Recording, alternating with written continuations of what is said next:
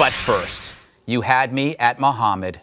Mohammed Youssef Abdulaziz was the dead fiend who murdered 5 servicemen in Chattanooga. This happened after the son of a Boston police captain was arrested on July 4th, planning an ISIS-inspired attack on our turf. The punk's apartment was full of bomb supplies and jihadi crap. He goes by the name of Abu Ali al-Amriki. Maybe he's a genie. And just weeks ago, British stink bomb in a man bun, Russell Brand, blamed the Tunisian terror attack that killed dozens, not on terrorists, but on Britain. Medically speaking, he's an But all this makes me wonder about terror's spread as it relates to its apologists. For the West is not just fighting terrorists, but those like Brand who create a romantic narrative for them. ISIS gets free PR from those at a safe distance from ISIS. For the farther you are from evil, the more likely you'll dig it. So what's our response to those who build evil's case? We report, but we don't counter. Instead, our media suffers from ABIS, or anything but Islam syndrome. One symptom, asking moronic questions.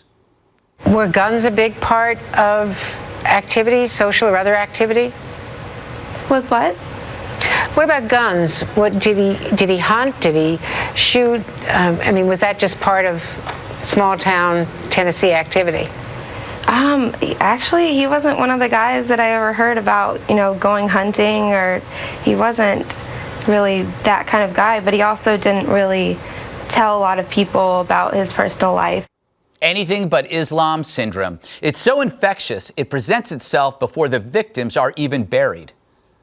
The majority of these domestic terrorism incidences are actually not Islam or Muslim related. They're actually white supremacy, at least according to the Southern Poverty Law Center. Thank you for that. And let's be clear, not everyone launching terror attacks named Muhammad is actually Muslim.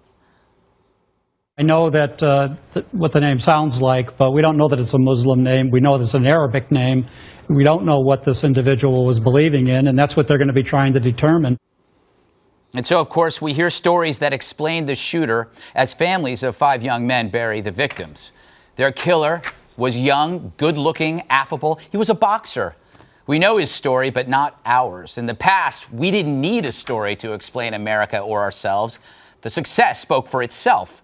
Now an industry of self-loathing, from campus to media to entertainment, subverts patriotism, egged on by a White House that finds such nationalistic language hurtful. Identity is only to be lauded if it's yours, but not ours. So how can you fight for your country when you find your country at fault? You can't. Until we rediscover our will and our way, our story won't have a happy ending, just a bloody one. Period.